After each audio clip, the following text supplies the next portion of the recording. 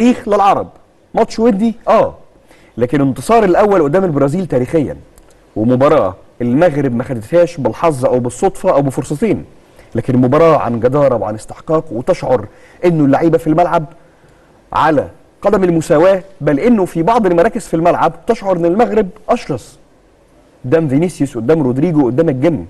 لعيبه المغرب واقفين في الملعب صلابه دفاعيه وصلابه هجوميه ايضا في التحولات بشكل مرعب، سواء كان الامر يعتمد على جماعيه الفريق وانت بتدافع او انت بتهاجم، او لما بتحتاج الفرديات، او لما احتجت مقاعد البدلاء. في النهايه الكيمياء كلها كانت ماشيه، ويحسب لهذا المنتخب انه بعد كاس العالم لم يتعرض الى اي انتكاسه. كنا بنتكلم عن ده، وانا سايب لك بقى الفرصه انك تشرح ده كاملا. يعني شوف، انت اتكلمت في نقطه مهمه جدا، الشراسه والقوه اللي كان بيلعب بها لعيبه المغرب. يمكن افتكرت حالا دلوقتي صديق عزيز مغني مغربي مهدي المحجور قال لك ايه؟ الرجوله بحر قلوا فيها العوامه، ولكن مع المنتخب المغربي الرجوله بحر كتروا فيها العوامه.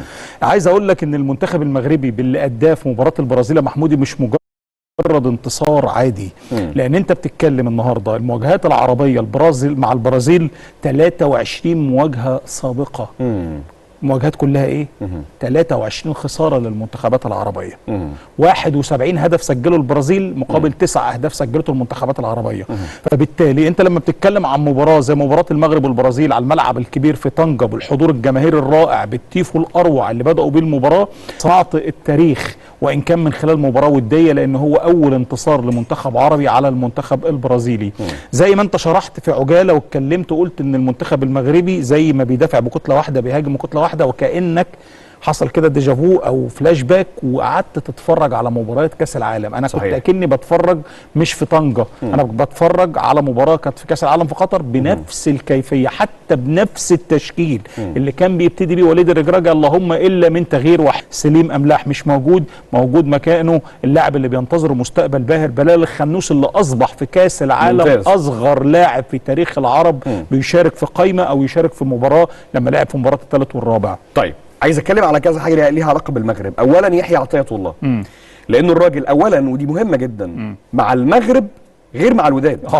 في تحول في الاداء الفردي ليحيى عطيه الله، دي حاجه. والحاجه الثانيه انك بتوفر لاعب بيشغل كذا مكان وبتستدعيه في مباراه صعبه جدا وبيطلع في النهايه واحد من اهم نجومها، وبالتالي على الصعيد الذهني انت جاهز، على الصعيد البدني حاضر، على الصعيد الفني كمان المستوى في تطور عن ما احنا بنشوفه عن الدوري المغربي. شوف، انا بشوف ان يحيى عطية الله واحد من اللعيبه الملهمين في الكره المغربيه، لان لاعب كان بدا في اسفي وبعد كده احترف في الدوري اليوناني وفشل فشل ذريع، يرجع على الوداد يتالق ويكون واحد من نجوم الدوري المغربي وبعدين ينضم، وعلى عكس كل التوقعات لما تم الاستعانه به في مباريات كاس العالم البطوله الابرز والاقوى أدى مباريات كانت أكتر من رائعة، وشفناه هو موجود أكنه بيلعب في فرق كبيرة جدا، وإن كان ده طبعا مش تقليلا من نادي الوداد البيضاوي، لأن الوداد واحد من الفرق القارية الكبيرة جدا في أفريقيا وبيمتازوا بجماهيرهم كمان. فيحيى عطية الله اللي بيأديه من المستوى اللي بيعمله ده محمودي مش غريب عليه تماما، لأنه بص الدوافع بتبقى مختلفة. أنت نجم في الوداد، ولكن النجومية بتظهر أكتر في المنتخب لأن الدوافع بتبقى أكتر وأكتر في لعيبة.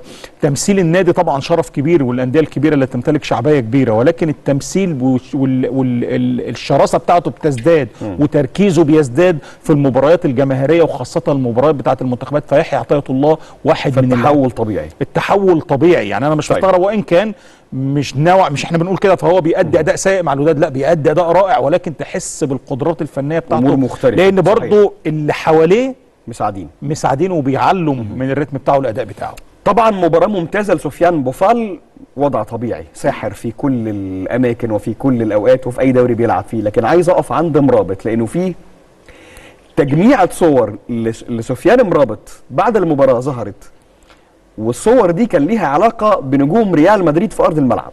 يقال، ما عنديش المعلومة بنسبة 100%، لكن يقال إنه كشافين برشلونة ما يزالوا على مقربة من مرابط ومتابعينه في كل المباريات الكبيره. فمرابط كان موجود في ارض الملعب في عده تدخلات، مش بقول انه عشان عارف الناس بيتفرجوا عليه، لكن بقول انه بيبان قوته وصلابته واحتكاكاته مع اللعيبه في ارض الملعب بنفس القوه اللي كان فيها في كاس العالم.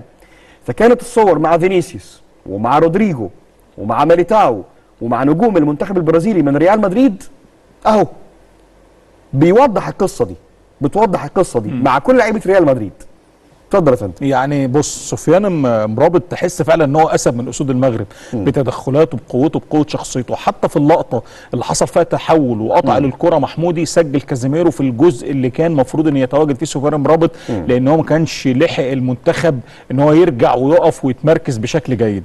سفيان مرابط بالاداء اللي بيأديه من كاس العالم وحتى اداؤه في مباراه البرازيل، لا فعلا لاعب يعطيك الطمأنينه. النهارده سليم املاح غاب قطعه مهمه في خط الوسط مع عز الدين ناحي اللي كان متواجد في المباراه، كان الثلاثي دايما بنشوفهم، ولكن وجود سفيان مرابط بيديك الطمأنينه وبيديك الجاهزيه الفنيه في وسط الملعب، حتى وان كان جنبيه لاعب واعد وكبير زي بلال الخنوس وليه مستقبل كبير. فسفيان مرابط واحد من اللعيبه اللي فعلا يوم ورا الثاني بيثبت ان الانديه الكبيره اللي بتبحث عنه ما كانش ده من فراغ. يليق على برشلونه، يليق على كل اي نادي بصراحه، بالاداء الرجولي كمان اللي بيأديه والنضج الفني اللي بيظهر بيه في المباريات كمان. انا اتمناه اكتر في مانشستر سيتي، لو طبعا انت عارف انه اخر الموسم ده جوندوجان برناردو غالبا ماشيين مش موجودين يعني.